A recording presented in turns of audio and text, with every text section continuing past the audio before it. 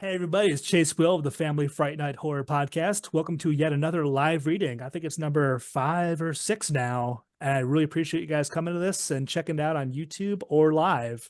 Gabby, hello again. Thank you for joining us. I'm joined today by Jesse D'Angelo, author of Dying Sheep and author of Skinner. Jesse, how are you doing?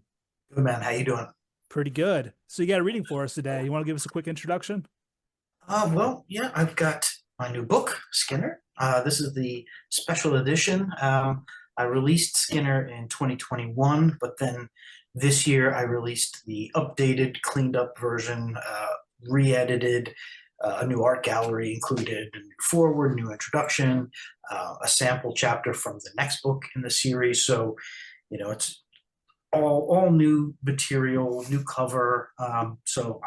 This is what it should have been when I first released it. So I'm happy with the way it turned out, and it's pretty kick-ass. This is the kind of thing I would like to read myself. So action, monsters, spiciness, good stuff. Hell yeah. You want to give us a quick breakdown before we get right into the reading? Like Yeah. where are So we at? sorry. Like where does the reading take place? So I'm just gonna start. I'm just gonna do the prologue. It's only 6 pages, and depending on how long it takes, I might read a little bit into the first chapter. But basically, we're starting in an action scene, setting up this little world, and you know, just starting right in the thick of it.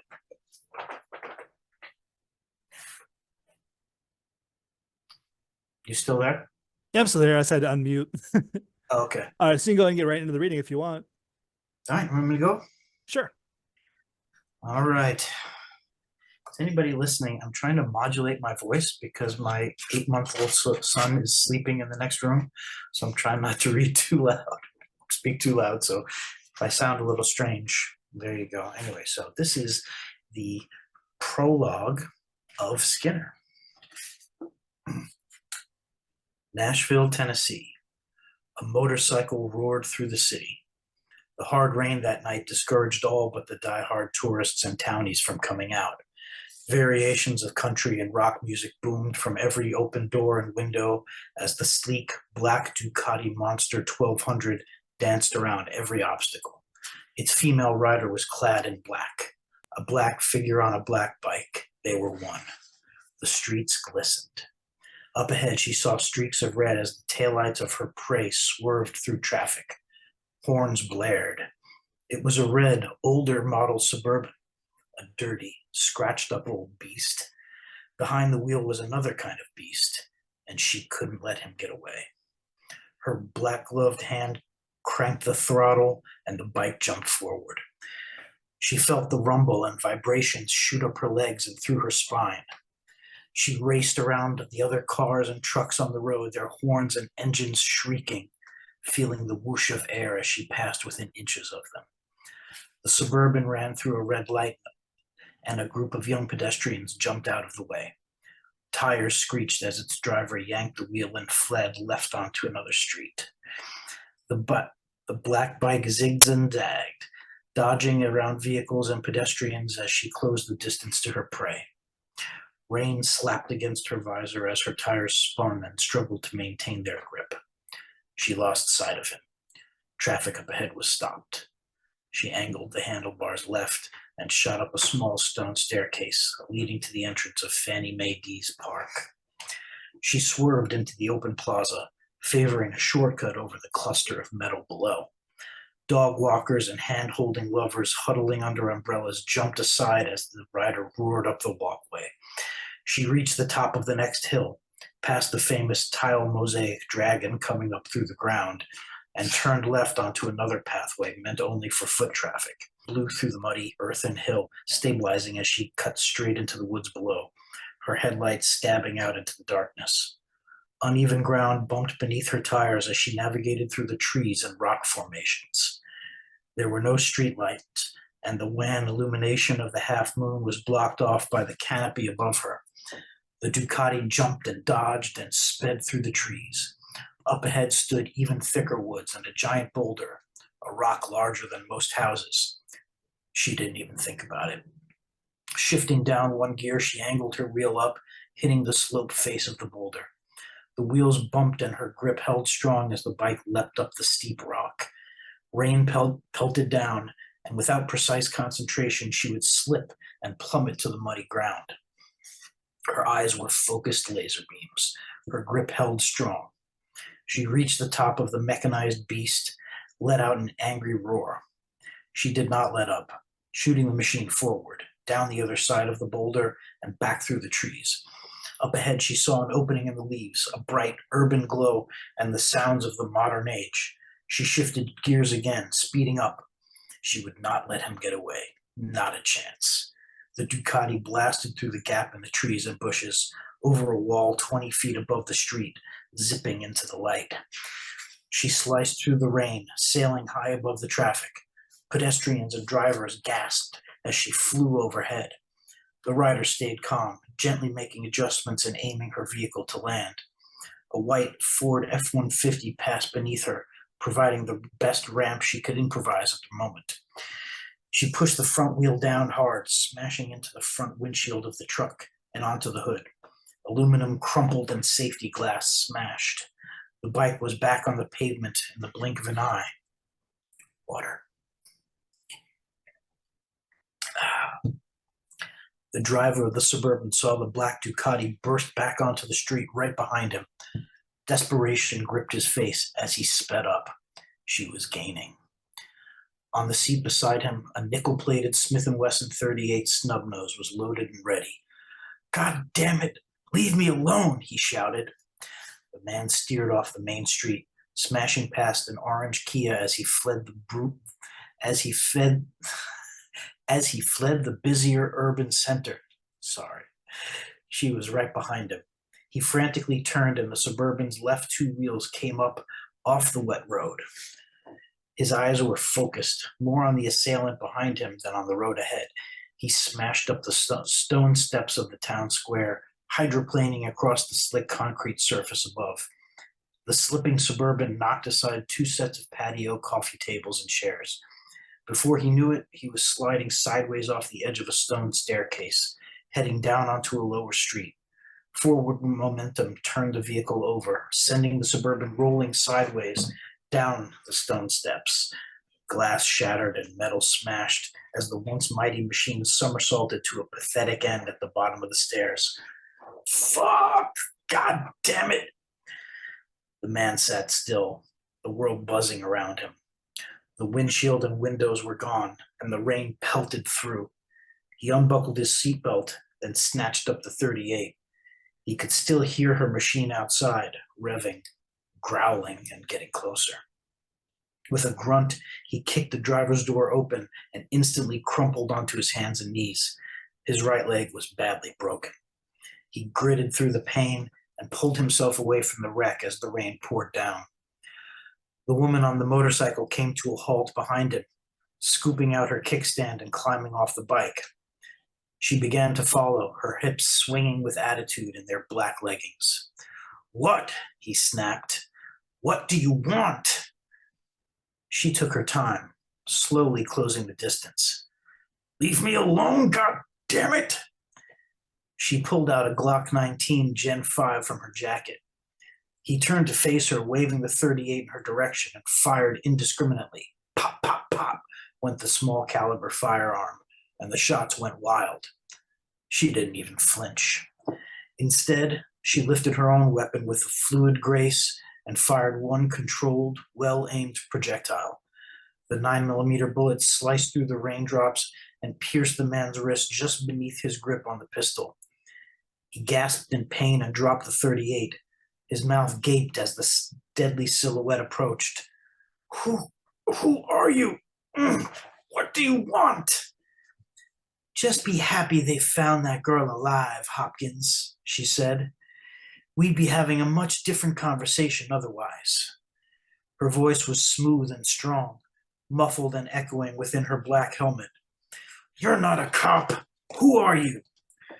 She raised the Glock again and fired off another shot. Blood exploded from the man's right kneecap as he howled in wet agony.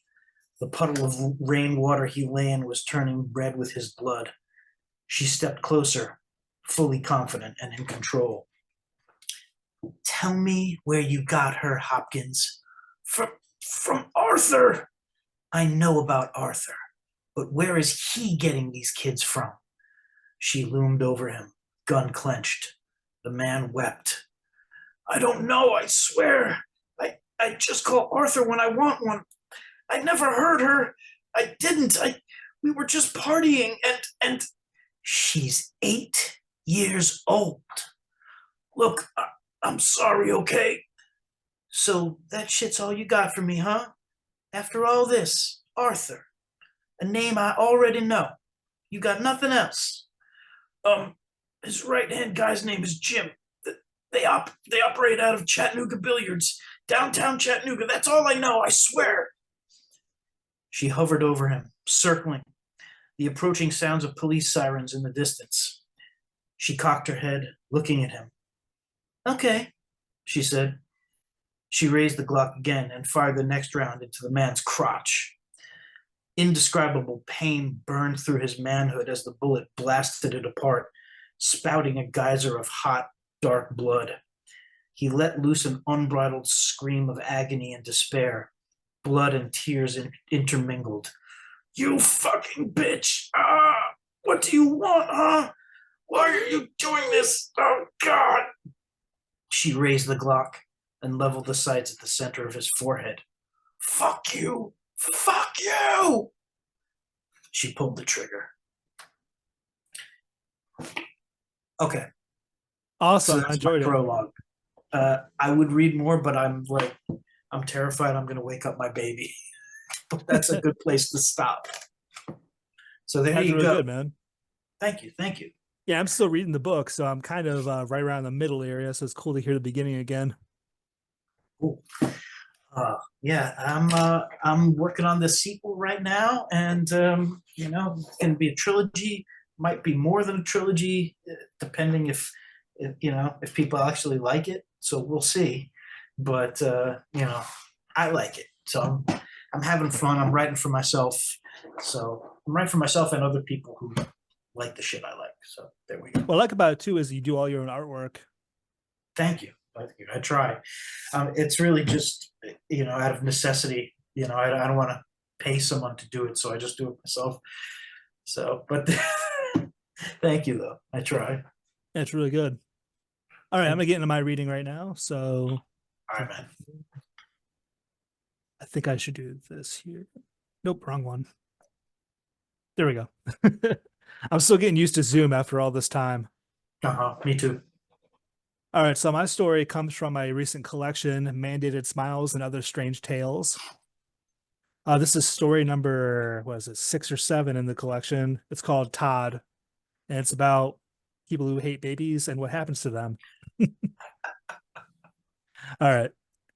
Todd stood at the bus stop, still fuming about the damage his car's windshield had sustained earlier that day. Damn neighborhood kids and their damn baseball. He worked in sales, and much of his job was done from home office. So, being without a car wasn't that much of an inconvenience. But Todd hated children. They were an unsightly bunch, often smelly and dumb as could be. He wasn't a religious man, but if there was a hell, it was surely filled with children asking dumb questions and doing foolish things. Truth be told, he would burn them all with a single match if there was a large enough pit somewhere to cook their carcasses. Worse than children, however, a billion times worse, more hideous, were babies. Oh, how he loathed those tiny faces. Thank God for vasectomies. It was only fitting, therefore, that he should have the misfortune of bumping into his niece and her little snot gobbler at the bus stop one afternoon. Uncle Todd, she called excitedly, spotting him. She was dressed from head to toe in black, as if she was going to a funeral. It was how she dressed since she was a little girl, and her parents had played right into the new age belief she'd adopted since college. When had parents stopped being parents? With bright pink hair like hers, she looked like some sort of little troll witch. At the last Christmas gathering, she'd gone on a 20-minute tirade about Wicca, or whatever it was called, and how phases of the moon brought about changes in behavior. He pretended not to notice her, thinking maybe she'd go away. Uncle Todd, she called again. She was now moving toward him, adjusting the infant in one arm as she picked up her bags of groceries. He craned his head in the opposite direction, hoping to spot a bus rounding the corner just in the lick of time. No such luck. "Oh my God, I'm so glad I ran into you," she said breathlessly. "I've had to go to the bathroom for the last 10 minutes, and I'm about ready to burst. Could you hold Junior for a minute while I run to the store? It'll just be a minute, I promise." He formed a polite smile, cringing inwardly. He didn't even know the spooky brat had a kid. "I don't know," he said. "The bus will be here any second." She shook her head. "I promise you won't miss your bus. Please, Uncle Todd, please." She pushed her lower lip out, doing a pouty little girl voice he'd secretly hated when she'd been a pouty little girl. He opened his mouth to object, manifesting any excuse the universe would send to his tongue. But she was already in the process of foisting the baby into his arms.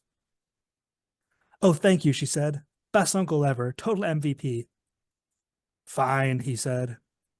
He no longer bothered masking his displeasure as he watched his niece hurry toward the store across the street. He then studied the baby in his arms. From this angle, it almost looked like it had a 5 o'clock shadow on its face. Junior, huh? Todd struggled to remember the father's name. He hadn't put much effort into learning it in the first place, since relationships these days meant very little to those involved.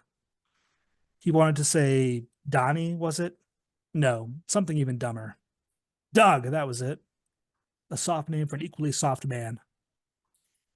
Junior flailed suddenly in his arms, taking him by surprise. He was a heavy little bastard. "Calm down. Mommy will be right back," Todd said.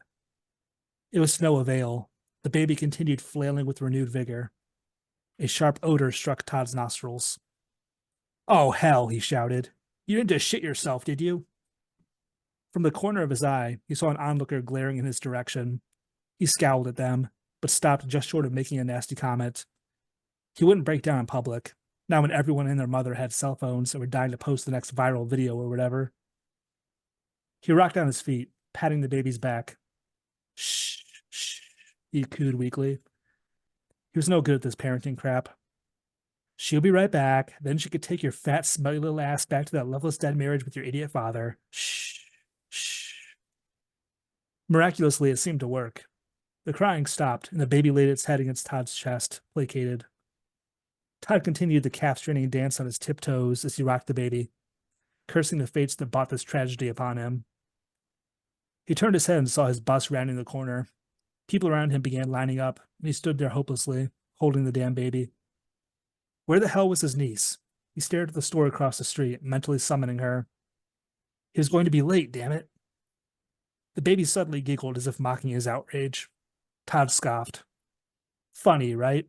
I'm always early to meetings, every meeting I've ever attended. And now I'm going to be late because your mommy and daddy couldn't use a condom right and had a disgusting little oops baby." The baby shook his head, giggling excitedly and revealing a single front tooth. Drool ran down his protruding lower lip as he settled his head against Todd's neck. Watching the bus load up and quickly take off again, Todd sighed. Stupid niece. Stupid giggling baby. "Son of a bitch!" he shouted suddenly. His hand flew to his neck, nearly dropping the infant. Junior's mouth had latched onto him, and Todd could feel the single tooth piercing his flesh. He pried the baby away, swatting at its diapered butt, absolutely fuming with anger now. "You little—" "I'm back," his niece said cheerfully, reappearing. Her expression quickly changed when Todd thrust the baby toward her. "Get the hell out of here," he shouted, one hand pressed to his bleeding neck. "I don't understand. Wasn't he good?" "Just go." A spit flew from his lips as he got in her face. "And you know something else? You were always my least favorite niece. Bottoming the entire family list as far as I'm concerned, with your creepy-ass new age psychobabble." He savored her devastated expression for a moment. Then he stormed off toward the next bus stop 5 blocks away. Another bus would come along soon, granted, but he wouldn't stand for the presence of his niece and her booger eater anymore. Oh, this is already shaping up to be a miserable day. Todd was, of course, late for his appointment, but only by 5 minutes. The maintenance head of the factory, however, ran a whopping 20 minutes late. Still, it was marked against Todd's perfect record, and that irritated him to no end. Aside from the persistent pain in his neck where he'd been bitten, the sales meeting went well. 200 feet of conveyor belt sold, as well as a few odd items like machine gaskets and grease. It helped that he'd known the maintenance manager, Philly, since college. Philly was a campus legend for his drunken, coke-fueled exploits, not unlike Todd himself all those years ago. And now here he was, a responsible, well-to-do family man. After the appointment, the two of them sat in a nearby pub, munching on fish and chips. What's that on your neck? Philly asked. Don't worry about it. It looks pretty damn ugly, man. Do you put anything on that? It's fine. The concern on Philly's face was annoying, almost condescending. A kid bit me, okay? I don't want to talk about it. A kid? What were you doing to your kids? It was my damn nephew. You know, I wasn't even aware I had a nephew. I got caught up watching him while his mom went to take a leak. He's teething or something. I don't know. It looks like he really got a hold of you. It's nothing, all right? Just drink your damn beer. Philly winced. No need to get fussy. Todd waved dismissively. He was just grouchy from a long day, that was all. Hell, a long week. And the teeth marks on his neck were really starting to sting. It occurred to him the little brat might have a virus of some kind, or maybe early onset tooth decay. The idea of all the nastiness corrupting his perfect health made Todd grimace. You hear about that lion boy at the traveling freak show? Philly asked. Bit one of the heads clean off the two-headed lady. Why do you read that tabloid garbage? Your brain's already firing on precious few cells. Philly shook his head. It was in the Daily Wax this morning. Stories about her all over the internet. You really ought to read more, you know? I read plenty. Yeah, well, check this one out. It's something else. Philly took out his phone, found the article, and held the screen toward Todd. Fine, Todd sighed, looking at the phone. He squinted at the odd series of letters. I think you may have messed up your settings, Chief, he said. This ain't in English. It's not? Philly frowned, looked at the screen. What are you talking about? It's right there. Those are just shapes. I can't read that. Ah, Philly said knowingly. Old man Todd needs larger print, right? I got you. Philly tinkered with the screen again and held it back toward Todd. All Todd saw were bigger versions of the same foreign figures. He squinted, taking the phone again. What the hell? Oh, he said, pretending to read. Yeah, now I see. Brilliant stuff. Great American journalism. You know, they say eyesight's the first thing to go. You should really get that checked out. Noted, doctor. And speaking of general health and such, yeah. Did you have a bit of an off morning? Meaning? Well, no offense, but you're totally swimming in that suit of yours. It looks about 2 sizes too big on you. Todd moved his arms from the table, self-conscious. He had noticed that already and hoped nobody else would say anything. The sleeves were like heavy blankets on his thin arms. And even though he wore a belt, he had to keep hitching up his pants. The suit had fit just fine a few hours ago. The rest of the afternoon was maddening. Every street sign Todd passed on the way to the bus stop seemed comprised of foreign shapes and squiggles. He wondered if maybe he hit his head earlier that day and didn't remember. Perhaps some small bump into the noggin, just enough to put him out of sorts. He'd see a doctor tomorrow, he decided. One can never be too careful. That and the sudden weight loss. Shrinkage, really. When he arrived at the bus stop, Todd found himself peering up at everyone around him. And his friend was correct. His suit really was subtly oversized. He took it off and draped it over his arm, trying to keep a calm smile. It was nothing to worry about. He'd simply grabbed an old suit this morning, one from his heftier days of yesteryear. And as for his height, well, he'd certainly done enough walking today to wear out the tread in his shoes, hadn't he? That could logically account for it. But that damn bite on his neck. The wound seemed to be swelling, and it stung like hell when he touched it. He got on the bus to find it nearly filled up already, so he sandwiched himself uncomfortably in a seat between two people. His gaze went to the woman seated in front of him. She had a baby with her, a real heifer that made little Junior look anorexic by comparison. She dangled a pair of keys in front of his face. For some reason, Todd couldn't take his eyes off the keys. He heard himself giggle. His wife met him at the door when he got home. It had been a fun walk from the bus stop. So many honk-honk sounds from cars, so many flashing lights from building signs. He giggled again, thinking of it. Knock that off, he thought, slapping himself as he walked up the driveway. You're a grown man, for God's sake. He was just having an off day, that was all. Everybody had them. Maybe his insulin levels had spiked or something. Too much caffeine, maybe? Then he noticed his wife standing in the open doorway, watching with her arms crossed over her sizable bosom. The image of a milk carton appeared in his mind. He slapped himself again. What's going on with you? She asked. What do you mean? Philly calls and tells me you're acting weird, and now you're out here slapping yourself. What's going on? It's nothing, he lied. Inwardly, he thought, I've just been cursed somehow by a damn baby's bite. I think I'm just exhausted, that's all. It's 5:13, she said, surprised. I've never seen you nap during the day since I've known you. Are you sure you're okay? He stared at her chest. Go, those jugs. Milk. Fuck, he needed a beer. I'm fine, he said. Just a long day, babe. Just a long day. He ran a hand absently through his hair. His wife suddenly made a horrified face. Oh, Jesus, she said. What? Your hair. And then he looked down and saw it in his hand, a large chunk of straight hair caught between his fingers. I had a haircut today, he lied. Not a great lie, but enough to end the conversation.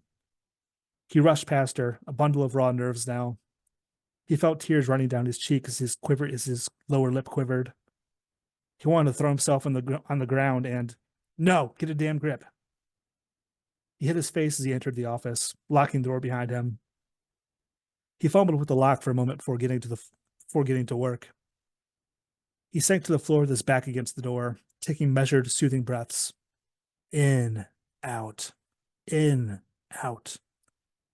His niece. He would call her and get to the bottom of whatever this was. Her little brat just had the flu or something, and he spread it through his saliva. The simple solution made Todd smile with a glimmer of hope. He was not turning into an infant. She answered on the first ring. Well, hello there, Mr. Grouchy Pants, she chirped. Took you long enough to call? Are you ready to apologize yet? Yes, he said. From the bottom of my heart, I'm sincerely sorry for the way I spoke to you earlier. I was out of line, okay? There's no excuse for it. I'm sorry. The line was silent. He wondered if she'd hung up. She said after a moment. You know what, Uncle Todd? I don't believe you. I don't think you're sorry at all. I think you're only calling because of what's happening to you right now. Goo goo gaga stuff, am I right? His blood went cold. There was a knowing sort of malice in her voice. He kept his tone calm, however. Natalie, listen, he said. I think I have the flu or something, and I think Junior gave it to me when he bit me. Has he been acting funny at all? Any symptoms, I mean? She laughed. You've always been such an idiot. Even when I was a kid, you were an uptight prick who thought he knew everything but didn't know much at all. Unfortunately, I ended up marrying the same sort of man. A man who cheated on me with some blonde-haired bimbo bitch. Todd felt his fingernails digging into his thighs. He gripped his leg and listened impatiently. I'm so sorry to hear that, he managed to say. He repeated, Has Junior showed any symptoms? Jesus Christ, Uncle Todd, wake up and smell the chai, she said. You're stupid, as we have established, so let me spell it out for you nice and simple. There is no Junior. Junior is what's left of my cheating husband. And soon you won't be much better off. He shivered. What do you mean, what's left? This new age psychobabble, as you call it, really does have its perks. I mean, there are so many curses to choose from when someone does you wrong. I could have made his penis shrivel and fall off. I could have made it so he never get hard again without becoming overwhelmingly flatulent. But you know what's better than that? Taking someone's agency from them completely. Turning them into a helpless little baby. Granted, I still had to shave off his mustache. Funny stuff, curses. Todd shook his head. You're not serious, he said. This is all a joke, and I want to stop now. Ha ha, all right? You got me, you little shit. His niece clicked her tongue. Now, that's the attitude that got you into this mess in the first place, she said. Don't believe me? Fine. The full transformation took Doug a little less than an hour. Can't really speak for how fast it works from just a bite, but you might want to start getting your affairs in order. You're my guinea pig. Have you lost control of your bowels yet? Will baby Todd go poo-poo? He remained silent this time. Her words sunk in, and rather than white-hot anger, all he felt was fear. He didn't want to believe her, almost couldn't believe her, but he did. You know, this is almost totally unplanned, she continued. I was out with little Doug today, ready to drop him down a well or something, and, you know, make sure this whole thing seemed like a tragedy. But then I saw you standing there, and all I could think of were all those shitty comments you made to me when I was growing up. You really weren't a great uncle, you know that? I guess old wounds die hard. I told Doug I'd change him back if he managed to bite you on the neck. I wanted to see if the curse was transferable. Of course, I had no intention of turning him back. Isn't that hilarious? Todd didn't say anything. His head suddenly felt heavy, like a bowling ball being held up by a twig. The room spun around him, and he couldn't find any words at all. It was as though the very concept of speech escaped him second by second. Aw, cat got someone's tongue. Well, I suppose I should let you go anyway. I wouldn't want you to miss a single moment of your transformation. You only get to be a baby twice, after all, and you're going to stay one forever. The line went dead. After a moment of holding the phone to his ear, anger returned to Todd like a strong wave, and he threw the device across the room in a fit of rage. He shouted and kicked his legs furiously against the floor, pounding his temples with both fists. It didn't hurt, though. His strength was too drained for that. He tried to stand up, using the doorknob to steady himself, and he fell right back to the floor. He could no longer walk. He was shrinking again, and now it occurred to him that the office seemed much larger than when he'd entered. There was a knock at the door behind him.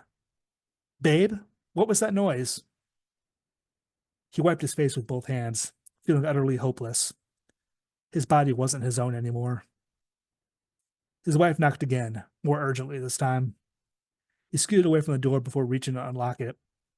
She entered the room, and her face immediately contorted in disgust as a stench that hit her like a ton of bricks. Todd, she said, raising a hand to her face. It smells like you've... Shit, he said, gazing vacantly at the floor. He wanted to say more, but he couldn't find words. His eyes welled up with tears when he looked up at her. Then he held both arms out to her. Up? He asked. She didn't move, but only stared at him in confused devastation. Up, he repeated. Want go up. The end.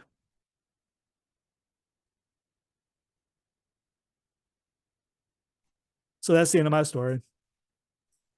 Beautiful. That was perfect. Thanks. Oh man, I can relate.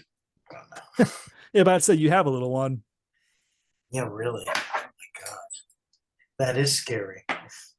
Being turned into a baby. If I had to, it sort of reminded me of Thinner, the Stephen King story. Yeah. But he becomes a baby instead. That was cool, dude. I think Thinner definitely informed the story because it was one of my favorites from the Bachman novels. Mm-hmm. Looks like we have a question or a comment here. Let me read this. This is from Gabby. It says, I really like the details in these stories. Is there anything in particular that helps you imagine and design your characters? I'm working on some character designs and I'm trying to draw an interpretation of characters from moving through, but I was wondering if anyone in particular inspires each of your character designs. So I'll let you answer that first.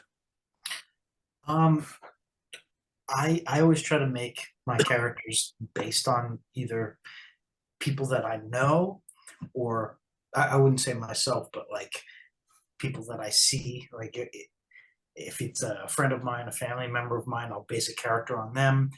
I might base a character on like a movie star just so I can visualize what that person's going to look like, how they might talk, how they might move. Sometimes, I base a character on me. Really, I only did that once, but I feel like if you're basing your characters off a real person, or at least a little bit of a real person, that gives you like a springboard to kind of wrap the rest of the character around and make it kind of more believable, more real. Same thing with like the character names. Like I'll take real names of people I know or people I've met or whatnot, and I'll just kind of like write them somewhere and come back and use that name. So it really kind of comes from all over the place as far as character inspirations. You take inspiration wherever you can get it. Yeah. I think for me, it's like visually, I don't really base characters off anybody, but like a character is a melting pot of a bunch of people that I've known or have heard about or have bumped into. Like some of their traits, especially like their fidgets, their little idiosyncrasies, those kind of find a way to make it into various characters. Much like you, I did base one character on myself, and that was Trey from Moving Through, was pretty much a stand-in for me because like that was the character I had the biggest grip on, of course, was myself. So I could just write that book as almost like a diary. But that has its drawbacks because, there's only so much you can do to be interesting with a diary. Yeah, well, I mean, that book worked really well, and I mean, I think it, it gets a trap. A lot of writers always write themselves as the main character, whether they're intending to or not. I always try not to do that. I only did that in the one book because it's like based on my own experiences, the composite book. But most of the time, I try to just look around the world and just see people who are interesting, or even just characters in movies. I'll be like, I want to create a character that's similar to that character in that movie, or similar to this character in this book over here, but I'm going to change this and that and put my own twist on it. Um, but yeah, what you were saying before about the idiosyncrasies, I mean, that's one of the best things to make a character feel like a real person is you got to think of like, does this person bite their nails? Do they have a smoking problem? Do they have like acne? Do they have self-esteem issues? Like give them all sorts of like faults and problems, and the more the merrier, the more it makes them feel like a real person, if that's what you're going for. Exactly. And like I'm reading a book right now by Ronald Malfi. Something he does really well is he finds the minutia in characters, like down to the stains on their clothing, down to how their breath smells, Hmm. whether or not one eyebrow is a little bit higher up than the other. Like he really makes real people, and that's something I really appreciate in people's writing is when the characters are so real, they're almost right there in front of you. Like if I were to give advice on how to make a really good character, it would be pay attention in daily life to the people you run into, pay attention to the small details other people might not notice because they notice that subconsciously. And if you can make a character with those kinds of details, that'll make the character really fleshed out on the page. And what you want is you want your characters to be real because if the characters don't feel real, the story's going to fall flat. Yeah, I agree. And also, I'll add one last bit to that. For me, it's not just all the details and idiosyncrasies that you add. It's also what you don't add. Because you don't want to tell the reader everything. You don't want to give them every little detail. You don't want to describe every little leaf on the tree. So it's like it's finding a balance of like describing just enough so that the reader gets the picture and then can fill in the rest with their own imagination without you having to like hold their hand and tell them everything. That's what I always try to find is that balance. Yeah, it's a really good balance to find because it's almost like you don't want to be George R. R. Martin level of description where it takes up like 20 pages, just the drapes. But you want to make it just real. You can make something real without going into every tiny detail. Hmm. Yeah. And that's part of the skill. That's what the great ones do really well is they use very few words, and they're able to convey something and make you feel like you're in a place or seeing a person, and they didn't really describe very much. They just kind of set the stage and let you take over. Uh-oh, Gabby again. Let's see. You want to read this one? Sure. I largely write for me, so I have characters very unapologetically similar to me. And it does kind of serve as a journal diary that I write as a story with others involved. Fudge. I have a character named Brian to reference, referring to him as Brain, as if I'm talking to myself. The only time I describe nearly every detail of a person is when I'm writing actual loved ones as characters to be included. Yeah. I mean, the same thing there is like if you're like, oh, I'm gonna write a character based on my father or something, and it's kind of like fun to you. If you describe him like too much, like every single detail, it can bog down the story. Like it might be fun for you if you're only writing it for yourself. But if you're like showing it to readers, they don't necessarily want like a 2 or 3 page description of every little tiny detail of a character. Or maybe they do. I mean, some people, I mean, I'm just talking about my kind of preferences and styles. I know that there are some writers like that's what they do. Like Stephen King will spend like 2 pages describing like a room, and Tolkien, will describe like every little leaf on every tree and that kind of. So people like that. For me, I wanna make people feel like I've given them a whole lot of description, but really just give them enough description, you know. But yeah, that's good. Good I agree. question. So I mainly do head shapes, eyes, nose, and mouth shapes, eye color, ear shape, and traits like that. That's a good start. Yeah. Okay. Are we just talking about writing, or is this also a drawing? I mean, I think just talking I'm mainly thinking, about writing.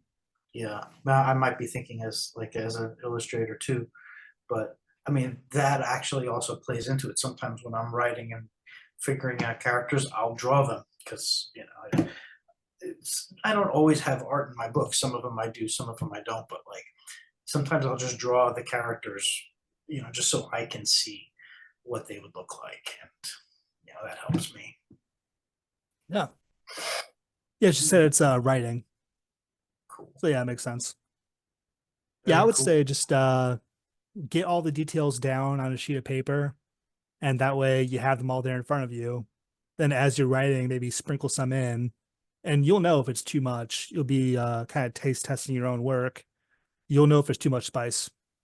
Yeah, that's a good word to use, to sprinkle, because you don't want to just dump it all. Like if you're Yeah. putting salt in a pot of soup, you don't just dump a whole thing of salt. You a little bit here, a little bit there. If you're going to describe a character, you don't have to put all of your description of your character right in that first introduction. You can like give us a couple of descriptions, and then maybe a couple chapters later, you describe another little bit, and then a little bit at a time rather than all at once. Uh, you know, Sprinkle it. Always and think of food metaphors, cooking and sprinkling. If you know how to cook, you just think about that as you're writing, and you'll write some good stuff. Yeah, I was talking to somebody else about this last week during an interview. We were saying don't make a laundry list of character details. Like, don't just say this is Phil. He was this tall. He had this color skin. His eyes were like this were like this, because that's kind of bad writing. It's better to make descriptions through action. Like, if somebody's doing something, that's a good place for a description. If Yeah. somebody's active, that's a good place for a description. But what you Mhm. don't want to do is just, like you said, dump in descriptions, Yeah. because that's almost like over salting it. Mhm. And same thing with description through action. It's much better to, like, if you have a character who's terrified. I don't like writing, Billy was terrified. I'd much rather describe his behavior. As Billy like was cowered in a corner, trembling, his hands shaking uncontrollably. Well, that description tells us he's terrified. We don't have to say he was terrified. Mhm. You describe the behavior and the action, and that becomes the description. And anytime I'd have expository kind of descriptions, well, I shouldn't say anytime, but the dialogue works really well. Because people, if they're speaking, they will go blab out a whole big long pile of exposition. So if you need to do an exposition dump or something like that, give it to a character to say, so it's not the narrator telling. You don't want to tell, you want to show as much as possible. Um, you know, Yeah, a trick I see in fantasy books all the time is you have a character that's almost a stand-in for the reader, like somebody who's new to the world or somebody who's yep. just entering the story for the first time, and they get the exposition by asking questions the character or the reader might be asking, which Yep. is kind of cheating. Like, all fantasy books do it, but it Um, works. It's effective. I don't read a lot of fantasy books, so I wouldn't know. But I mean, if it works, it works. I wouldn't say it's cheating. But yeah, that's the kind of thing that you want to do. You want to find little tricks so that you know you don't have to just tell. You know, Yeah. hey, we're giving away all of our secrets here. Hell, Gabby's gonna take this and like go write a book and steal everything we just came through. Let's see what I think. Do you want to read this one? Sure, I had to go back through, moving through to highlight nearly every character descriptor to use as reference for the future art I intend to make. I used a lot of metaphor and behavior patterns in a character description once that an English teacher of mine enjoyed years ago. It was a very long paragraph as the metaphor also increased the size. Okay. We got a moving through fan here. Yeah, Very cool. it's pretty awesome. Thank you, Gabby. Yeah, I one like thing that I'll say book you are too. very good at, Gabby, is metaphors, because I've read your reviews that you've left, especially the one for you left a really nice review for Where Dreams Are Entombed. You use music as a metaphor for that, and I really appreciated that. And you are very good with that. So kudos to you. Very cool. Do we have anyone else with questions, or I think it's just the do we three of us right now. Is this just three of us? Okay. Yeah. So people listening on YouTube, if you have questions, leave them in the comments and we will get to them. And wrapping things up, thank you so much for listening. Gabby, thank you for joining us. People on YouTube, thank you so much for choosing this video. We know you have millions of options. You chose the right one. Thank you, Chase. Everybody, check out Where Dreams Are Entombed. I just finished reading it. It's excellent. I want to get Mandated Smiles. That's the one that I haven't read yet. So that's next on my list. Chase is the real deal. Check out his books. He's a good writer. Thank you, Jesse. It was been a pleasure reading with you. Thank you, man. All right. I will talk to you soon. Take care. Later, everybody.